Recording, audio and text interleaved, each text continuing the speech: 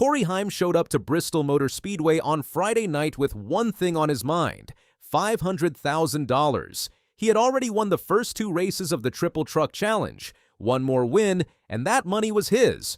But before he could even focus on that, NASCAR was already making noise in the garage. 3 trucks from the same team were sitting with penalties before practice had even started.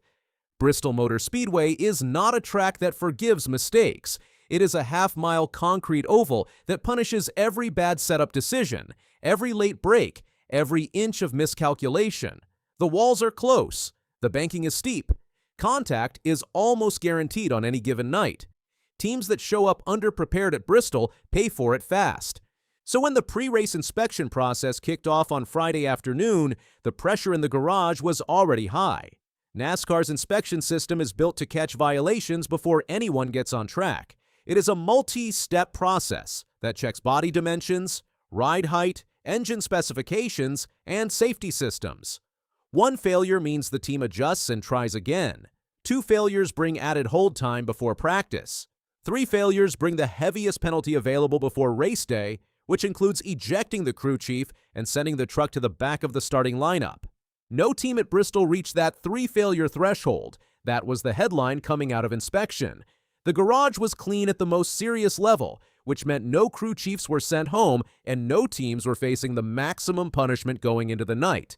But clean at the top does not mean clean across the board. The only penalties that came out of Bristol's pre-race inspection window hit 1 team, and they hit it 3 times over.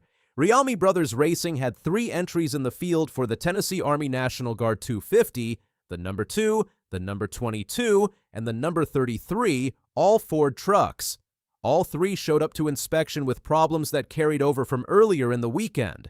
The number 2 Ford was held out of the opening 10 minutes of practice. The number 22 and number 33 Fords were given 20-minute holds, meaning they sat in the garage for the first third of a practice session, while every competitor around them was already turning laps, working on setup, gathering data, and dialing in their trucks for qualifying. Practice time at Bristol is not throwaway time. Teams use those laps to understand how their truck handles in traffic, how the tire reacts to the concrete surface, and how their setup compares to the field around them. Losing 10 or 20 minutes at a track this demanding is not a minor inconvenience. It compresses the entire preparation window and forces teams to make setup decisions with less information than everyone else. To be clear, the holds did not remove any of the 3 trucks from competition. All 3 were still eligible to qualify and race the full 250 laps. But Riami Brothers Racing arrived at Bristol carrying the weight of multiple inspection failures from earlier in the weekend, and that history showed up in the form of practice penalties before the race even began. It is worth understanding why this system exists and what it is designed to prevent. NASCAR's inspection process is not just about catching teams trying to gain an illegal advantage. It is also a quality control mechanism that pushes organizations to show up with trucks that meet specifications from the moment they roll into the garage. The escalating penalty structure creates a natural deterrent. First failure, fix it and go back through. Second failure, fix it, lose some practice time, and go back through again. Third failure, the crew chief is gone for the weekend, and the truck starts from the rear. That structure means teams are incentivized to get things right on the first attempt because the cost of repeated failures climbs steeply. What happened to Riam Brothers Racing at Bristol falls somewhere in the middle of that spectrum, serious enough to disrupt their preparation, not serious enough to remove anyone from competition or end their weekend before it started. But the pattern of multiple failures across multiple entries and across multiple days is the kind of thing that draws attention in a paddock where every team is watching everyone else. While Riami Brothers Racing was sorting out its inspection situation, the bigger storyline hanging over the entire Bristol weekend was sitting inside the ThorSport Racing hauler. Corey Heim came into Friday night as the defending NASCAR Craftsman Truck Series champion. He also came in as the points leader in 2026, having already built separation at the front of the standings through the first 5 races of the year. But neither of those facts was the most important thing about his Bristol situation. The most important thing was this: Corey Heim had already won the first 2 races of the Triple Truck Challenge. He won at the opener and followed it up with a victory at Rockingham Speedway in the race that immediately preceded Bristol. The Triple Truck Challenge is a 3-race bonus structure where winning all 3 events pays out a $500,000 bonus on top of all other race earnings. 2 for 2 going into Bristol. 1 race left in the series. $500,000 sitting on the line. That is the kind of number that changes what a race means. Bristol was already the 6th race of the 2026 season, already a playoff-relevant event with stage points and positioning on the line. But for Heim, it carried an additional layer that no other driver in the field was dealing with. Win this race and the payout changes his entire season financially. Fall short and the opportunity disappears. The field around him knew it too.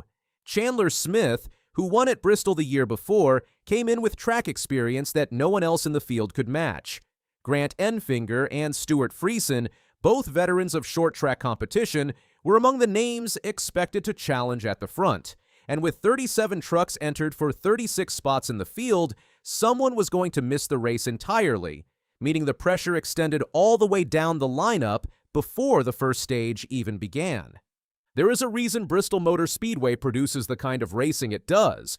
The track is only half a mile long, but the concrete surface and the high-banked corners create speeds that feel much bigger than the distance suggests.